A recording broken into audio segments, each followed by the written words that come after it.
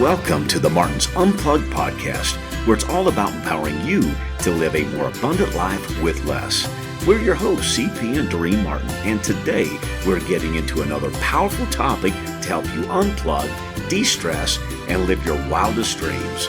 Let's get into today's show. Well, welcome everybody. This is Coach Pat Martin, and welcome to the Martin's Unplugged and Living Life Unplugged.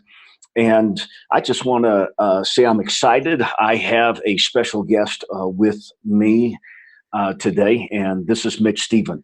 And Mitch Stephen hails from San Antonio, Texas, and he's quite the entrepreneur. And as you all know, the basis of our podcast, it's not just about wealth, it's about health and putting God first. Being faith-based is huge. And because it takes us to a higher standard and level. So I want to start this out with, guys, the scripture that I want to share with you comes from the richest man that ever lived. And if you want to guess who that is out there, his father was King David, and his mother was from Africa, from a country called Ethiopia.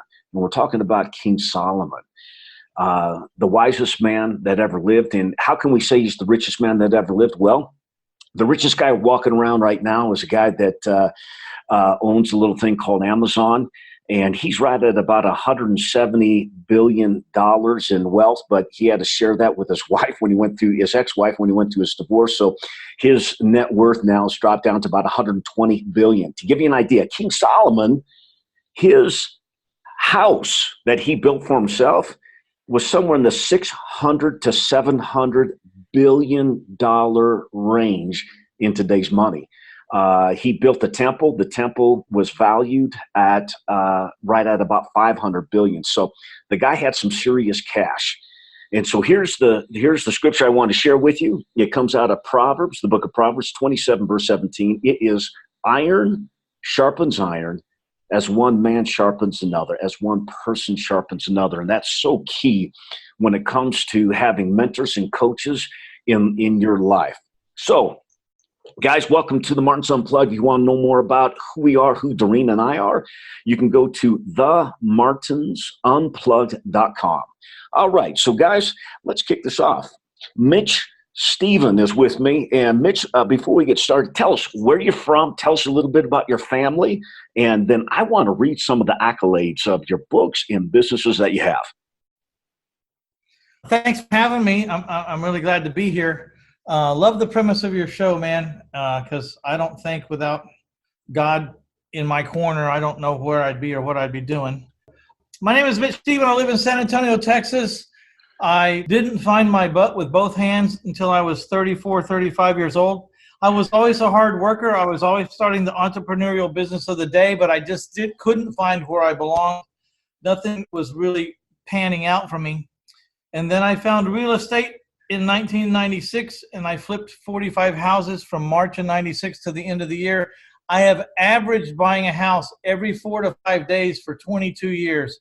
Almost 100 houses a year for 22 years in a row. I've actually been in the business 24 years, but I took a couple of years off out of necessity. I was burning the candle at both ends pretty hard. And then recently I've learned how to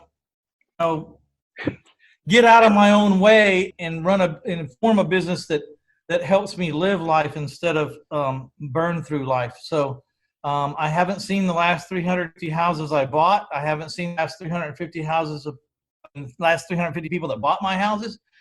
But I have a very well-oiled machine, and it runs like a clock. And in fact, I don't even have an office at my office. So, well, Mitch, that's really impressive, and you know what? I know the people that are listening to this, when it comes to health and wealth, or wealth and health, finding the niche areas of real estate, I think, is key. And before we get going too much further here, I know we're going to talk about some real estate. And by the way, if you don't know, more millionaires are made in real estate than in any other industry. And this is one way that, just like Mitch, that my wife and I, for the past 20 years, have become unemployable. And real estate has been the key factor behind that. So before we jump into this, Mitch, you've had some health transformations in your life starting back last summer. So tell us about this, because, look, you can make all the money in the world that you want, but if you don't have your health, if you're laid up on a hospital bed, then what good is having money if you can't enjoy the things that money can provide, and also to give back to the things you're passionate about? So tell us about your health transformation. Well, I think first you have to go back to the beginning. I live in Texas, and we're born with a beer in our hand. I don't right or wrong or whatever. I mean, it probably wouldn't fly today, but back when I was growing up, you could drink and drive. I think the official driving hand position for the steering wheel was 10 o'clock and beer 30, and the parents where I grew up and the coaches and the teachers just felt like it was better if kids learned to drink at the party while they were there. And so at the parties, the teachers and the coaches had their keg, and the parents, and then the kids had their keg. And I don't know, it's not a good idea. I know a lot of people that in later years, those habits hurt them or killed them. But to suffice to say, I've been drinking my whole life. I'll turn 59 here in a few months. And I didn't really smoke for the longest time, but in the last 10 years, I would smoke. So I would smoke when I had a drink, and the drink progressed. Not that I was getting DWIs or falling over or getting in fights, or there was no intervention. There was no broken bones or car fenders. There was nothing. It's just I was progressing and drinking more and more and more, and I could drink a lot without falling apart. I mean, I could drink all night long and not fall apart. But then I started smoke, like, I wouldn't smoke and I didn't smoke all week, but I got 2 bourbon and waters in, and I'll kill you for a whole pack, and I'm going to smoke the whole pack from happy hour till 10 o'clock. I'm going to smoke the whole thing. And I was doing that every night. And so then the acid reflux started killing me. And every night around 2 or 3 o'clock, whether I had 1 drink or I had 12 drinks, I find myself hovering over the toilet trying to get rid of a whole stomach full of bile. And it's eating the enamel off my teeth. And I just looked at my reflection in the bottom of the toilet bowl one day and said, if I don't stop this, I'm going to get esophageal cancer and die. Wow. Because, when you start having, like when you buy a Corvette, you start noticing Corvettes on the road. I was having this problem, and I started hearing about all the people around me that were having acid. I started hearing about the ones who were getting esophageal cancer and dying or having their life dramatically altered, like horribly altered. And I was saying to myself, if I don't stop this, it's going to get me, because it's bad. It's really bad. So I tried to quit smoking without drinking, and I told myself, if I can't quit smoking when I'm drinking, then I'm going to have to quit drinking. And I could not quit smoking, drinking, because my willpower went out the window. I always wanted to do diet too, but when you're drinking and you do diet, by 11:30 at the bar, it's like, shit, just give me the nachos and the chimichanga. I want it all. And so I kind of just got to where I'd had enough. I was ready to change. And I prayed to my God forever, because I was so afraid that I was not going to be able to stop drinking, and that I would have to look myself in the mirror and go, you can't do it by yourself. You can't do it. Like you're an alcoholic straight up. I mean, you can't stop. Now, by anybody's definition, I was an alcoholic. I drank every day, but was highly, highly, highly functional. I don't miss meetings. I don't make a fool of myself at the company party. I was very highly functional, highly functional. But by definition, I drank every day. So I suppose, and then I thought about going to AA, but that scared me. And that's it was embarrassing for me. But one thing I didn't understand about AA was, why would I go in and declare, even after 10 years of being sober, hi, I'm Mitch Stephen, I'm an alcoholic. Why would I declare that on me? So I didn't agree with the premise of the thing from the beginning.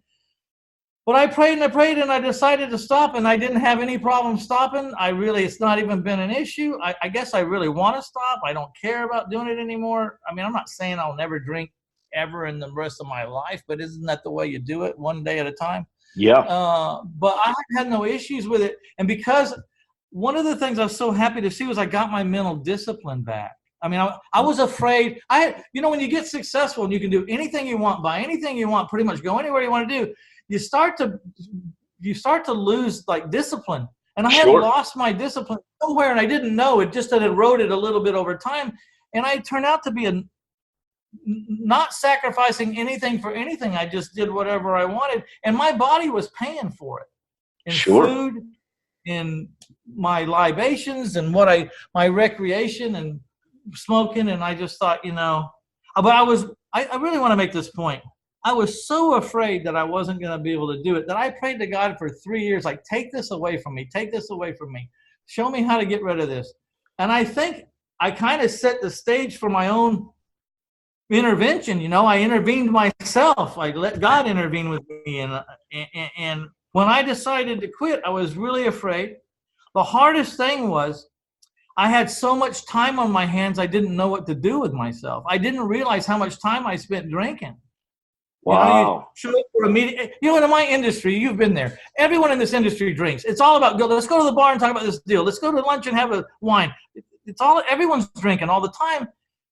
And do not invite me to the party. I want to go. You can drink in front of me. I got a bar upstairs at my house right now. I'll serve you a drink. I got bar at my ranch. You come down there, whatever you want, I got it. I just don't want to do it anymore. And it doesn't even hinder me. Beautiful. It doesn't give me any consternation. One of two things, and I got to give them both some credit. One is I'm ready. Two, I think God's given me what I prayed for. Amen. So Mitch, tell us, okay, you started this, back in August, and then you started eating better, eating cleaner, and tell us about you've lost some weight. I quit smoking and drinking on August the 1st, 2019. Cold turkey, no patch, no hypnotist, nothing, just I'm going to try it, see how far I get. I fully expected not to have to, you're probably going to fall down a few times. You may even have to go, but let's figure out where you are. So let's take it on the chin. And I never went to either one of them again. One is I never wanted a cigarette unless I was drinking. The thought of smoking a cigarette just on the face, just like without a drink, kind of makes me sick. So I quit smoking. I quit drinking. The smoking was easy. I didn't know what to do though, but to eat.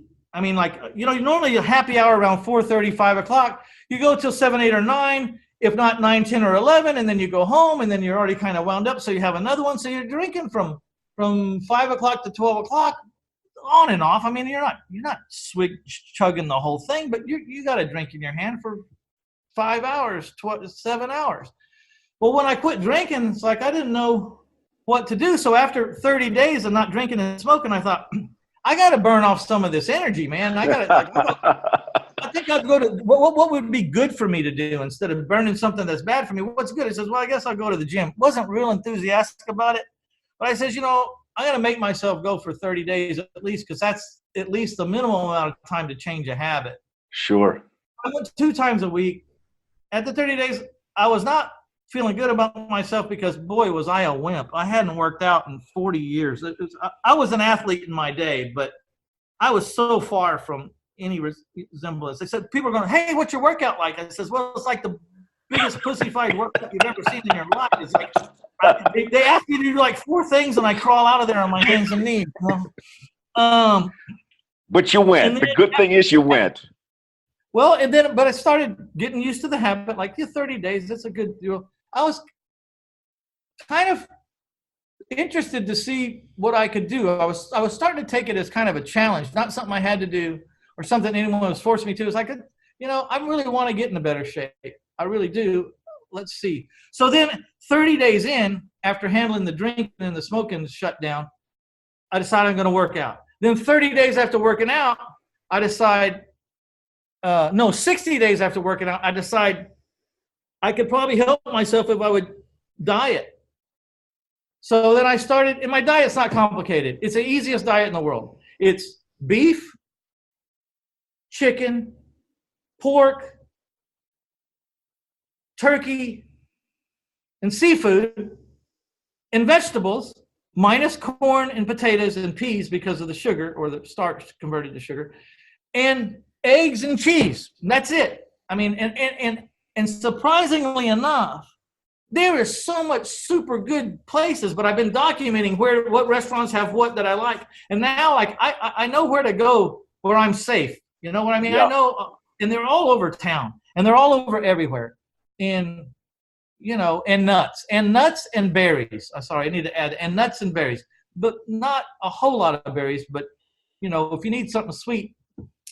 So that's all I do. I don't worry about sauces or barbecue sauce, or if you put some ranch dress. I don't worry about the little stuff. I just no bread, you know, and just kind of chug along in that deal. And so I've lost 27.2 pounds on my way to losing 35 pounds.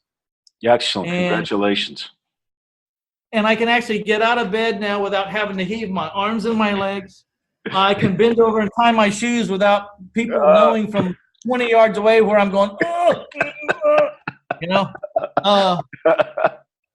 Here's too much information. My gas and my acid reflux have gone away from the very first minute I stopped drinking and smoking.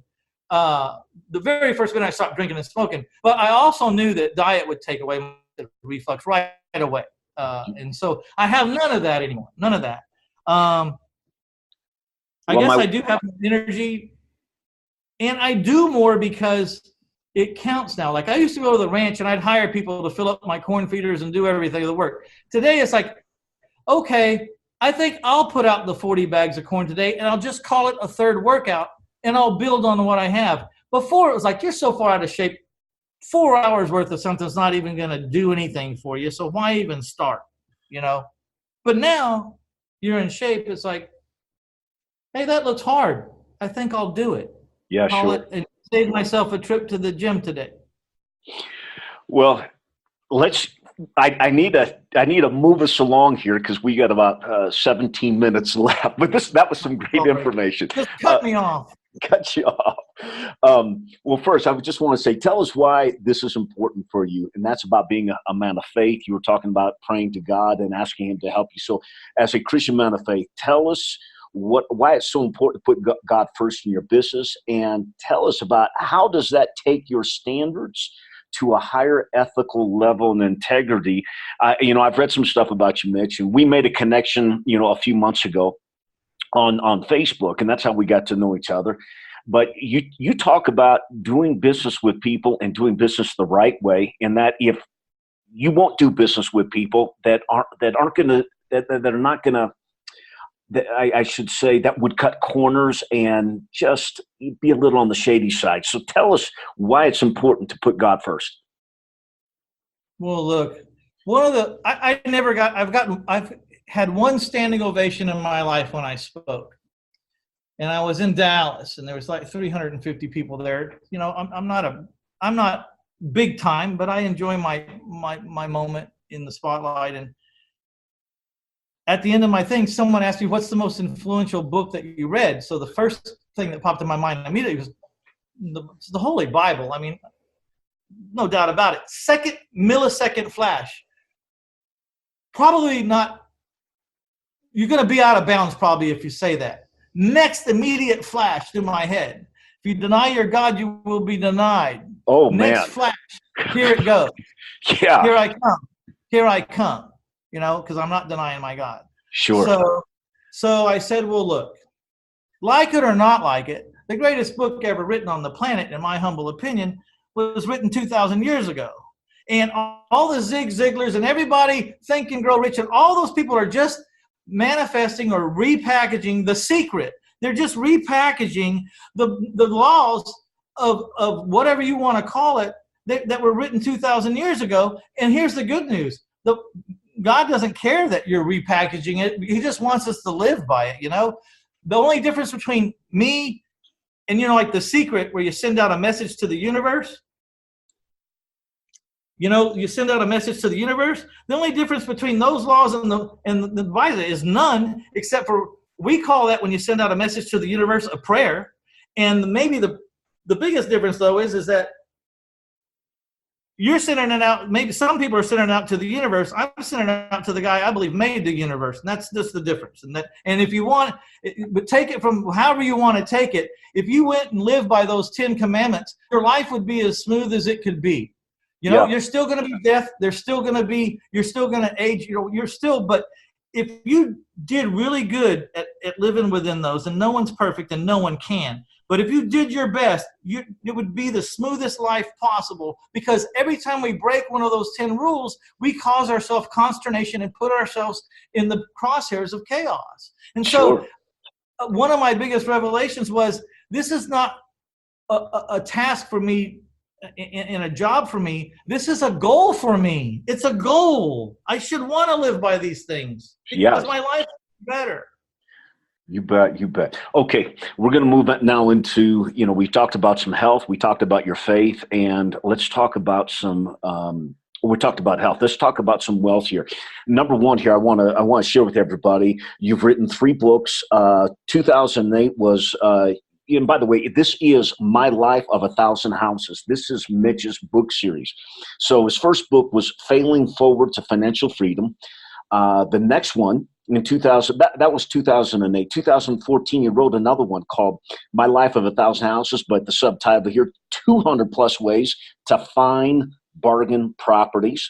In 2016, which is, again, part of the series of My Life in 1,000 Houses, this subtitle is The Art of Owner Financing. So I wanted to share that with everybody, but and to take this now, how did financial freedom happen for you, Mitch? When was that revelation? What happened when you maybe quit your job and you became unemployable? How'd that happen for you? When was it? It started probably in the mid 80s, but I lost at the time, the love of my life to a gentleman rancher and a very wealthy person, because I didn't have anything, and it pissed me off. I mean, seriously, that was probably the first thing. I just said, it's never going to happen to me again. I'm probably going to spend a lot of time alone, because I'm going to figure out how to solve my financial problems. And I made a resolve to sleep on the floor until and only buy assets, even if I could only whatever I could buy, but I was never buying junk again. I was only going to buy assets, and I was going to go forward from this day, and I would be worth at least $1 more every month than I was before. And I asked for that too. I always ask for the things I want, and sometimes I'm given them and I don't even know until later, but and I accidentally bought a place to own, and the seller financed it to me.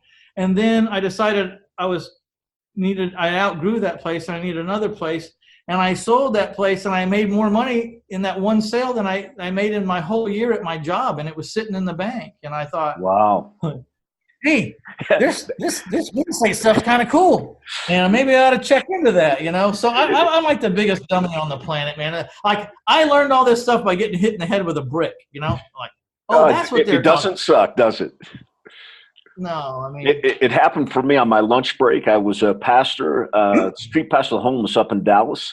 Big church, big mega church up there, and I made $4,000 on my lunch break, and it was more money than I made all month working for the church. And I thought, wow, I'd like to do this again. Mitch, tell us, did you have mentors back then and coaches when you first started, and do you have a mentor today? I like to tell everyone I graduated from La Calle U. How's your Spanish? That's the street in Spanish. Okay, yeah. I should have had a mentor. I wish I'd have been smart enough to get a mentor. I learned by the street in the School of Hard Knocks, and that La Calle U is the most expensive university in the world. It'll take everything you got and spit on you and kick you out the door. It does not give a crap.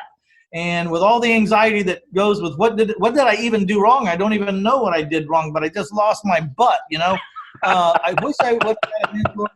uh, someone, but I didn't learn till later, and it was hard for me to part with the money. But one time I decided to take the chance, and I parted. Well, let's do what the typical path is. I parted with some money with a couple people that weren't worth a damn. Yeah. You know, and I didn't thought, well, this is a ripoff. Well, I just was a bad mentor picker. You know, fell for some stuff, advertising or whatever. But then I got some real mentors, were real people in my town, and there were real people that I knew better. And I offered them to train me, and they really did train me. And then I saw the money come back. It's like I pay this guy 10 grand, and then within less than a month, I took some things he told me and made money where I never knew there was money. And then it came back, and I thought, well, mentors don't cost you money.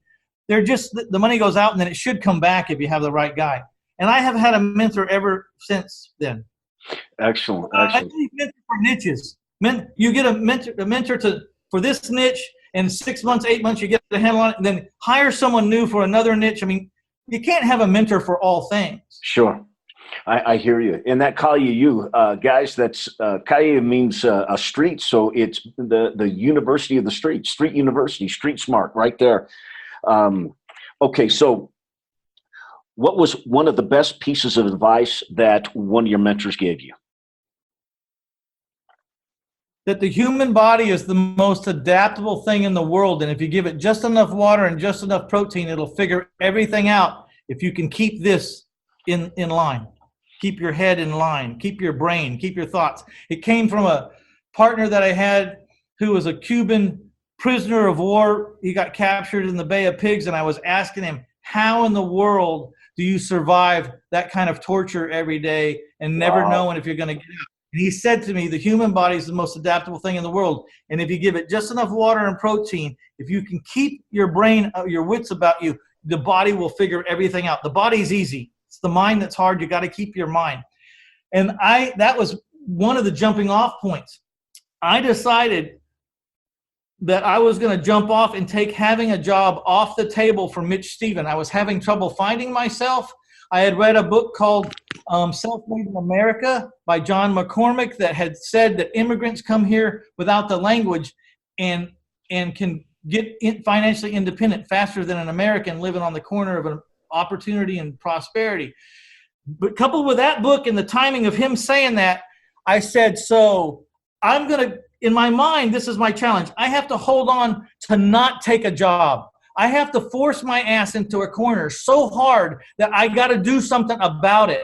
And that something is, how am I going to eat without a job? How is it going to eat? I firmly believed that I was going to get enough water in San Antonio, Texas, good clean water, drinking water, that I would not go dehydrate. I firmly believed that I was not going to die of starvation in San Antonio, Texas, in upper middle class America. I firmly believed it was not going to happen, that me starving or not getting enough water was nil. So the only thing I had to do was not let myself get a job and then let my body experience that corner, that hardship and that pressure. And then this body, if I don't take the job, it's damn sure not going to starve, and it's damn sure not going to not drink water. It's going to figure out how to get something done.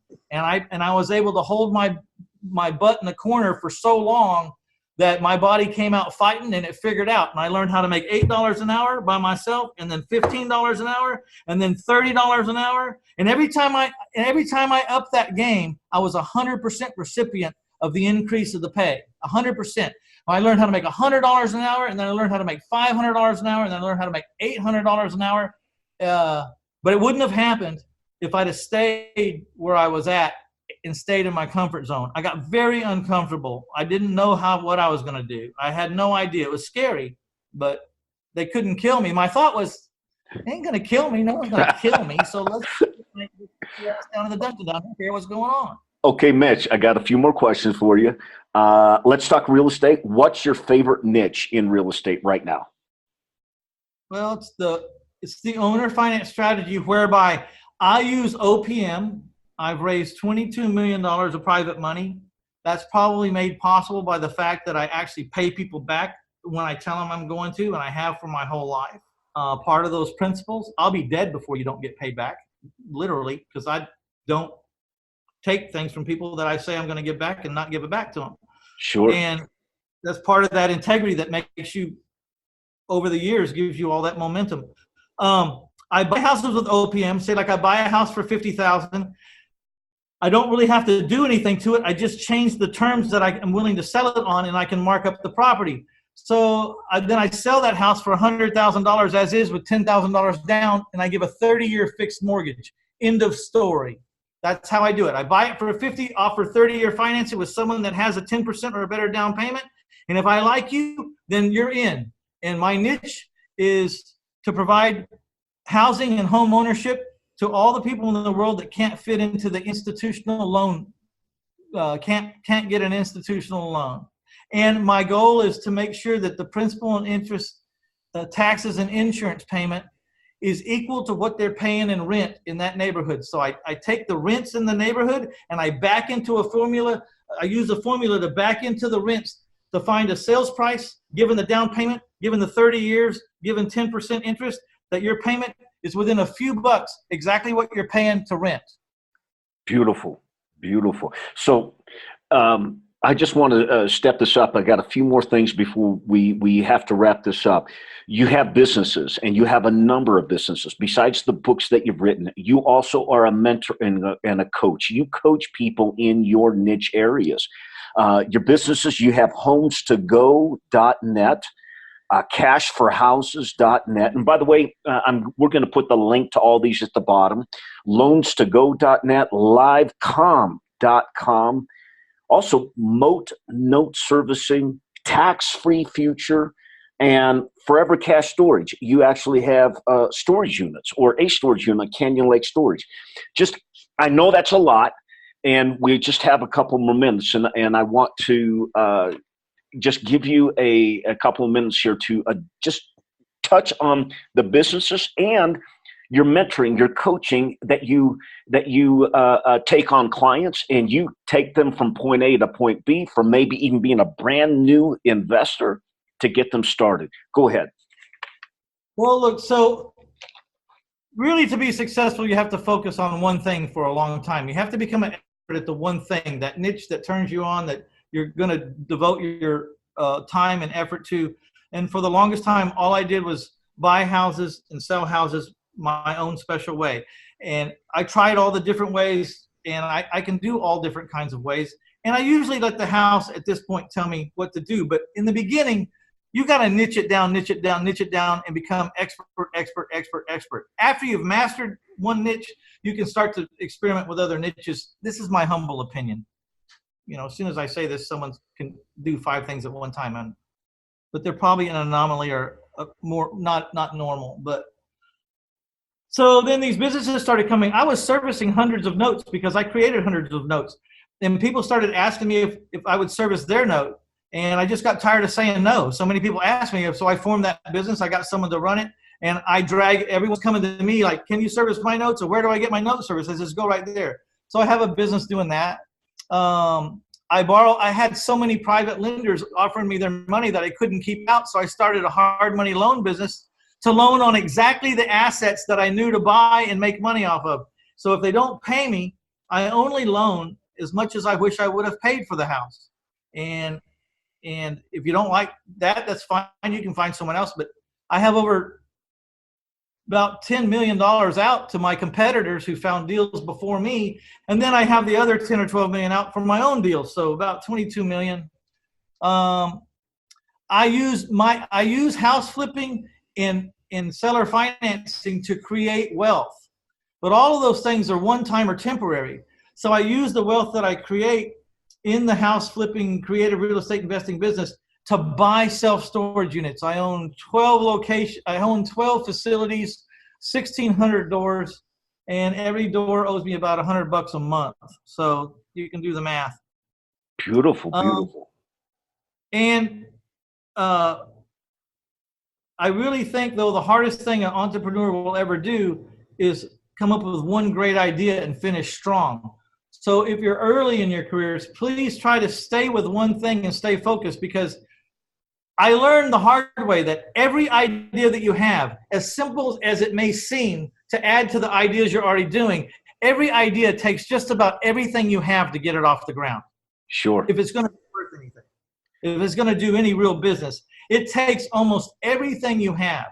So you either have to decide that you're going to abandon everything else and get this thing off the ground, or you have to partner up with someone who is going to devote all the hours and the effort it takes to get it up. Mitch, I got 2 more questions for you. And the next question is, what would you tell the brand new beginner investor or even a seasoned pro? What would you tell them to do in today's market? I would say that you be conservative. Don't swing for the fence. Take your challenges a little bit at a time. Like, I'm not known for doing big deals. I'm like,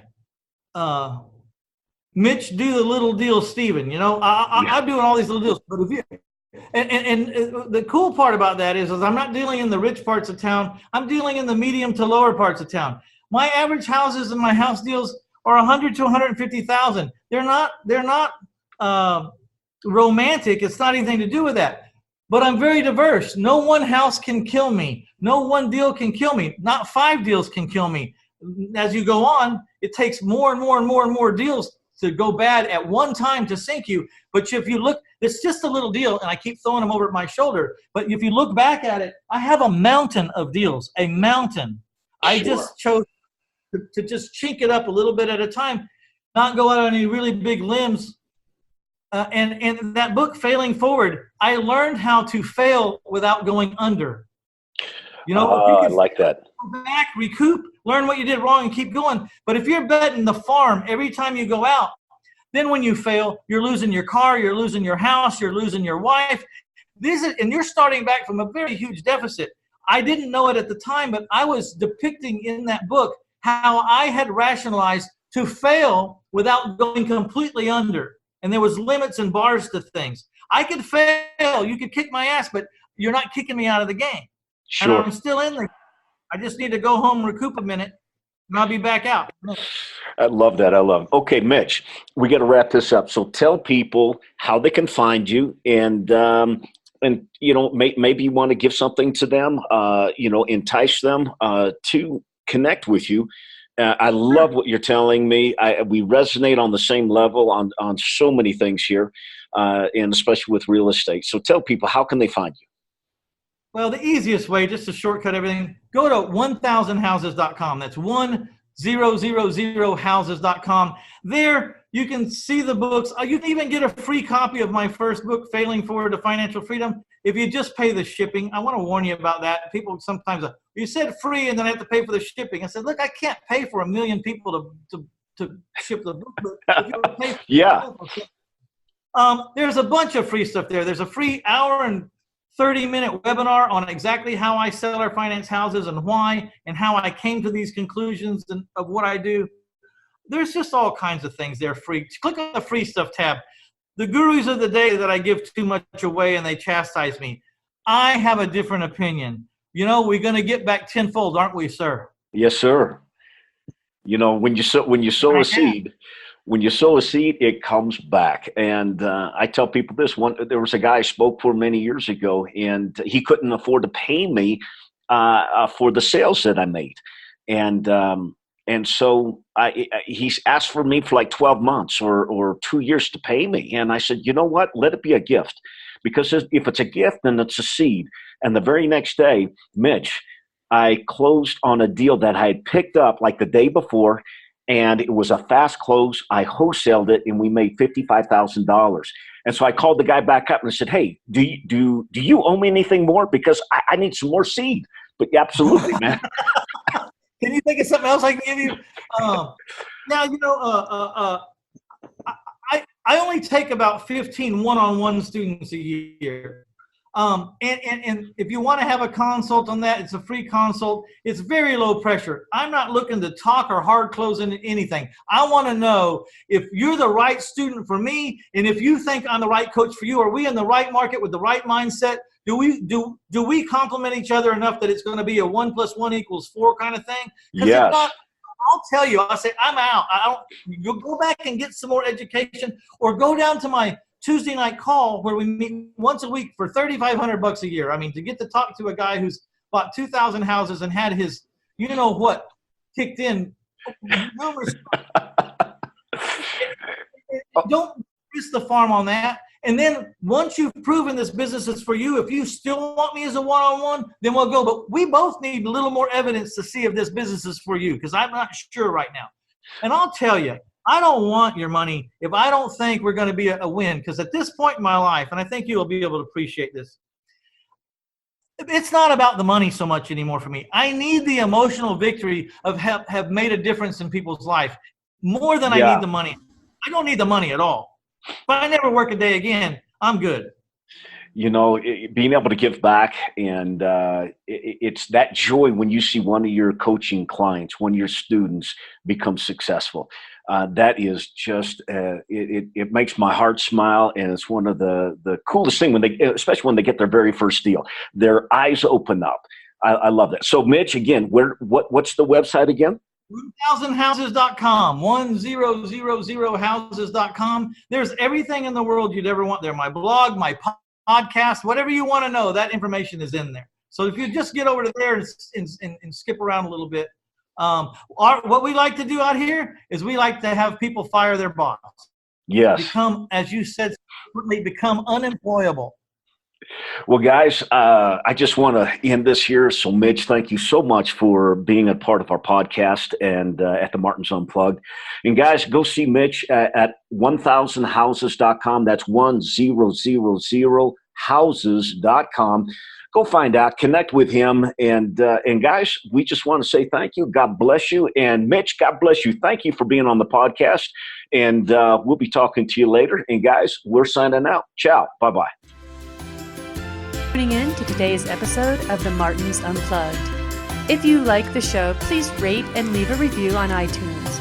It may seem small, but it helps a ton on getting the show to more people just like you. See you on the next episode.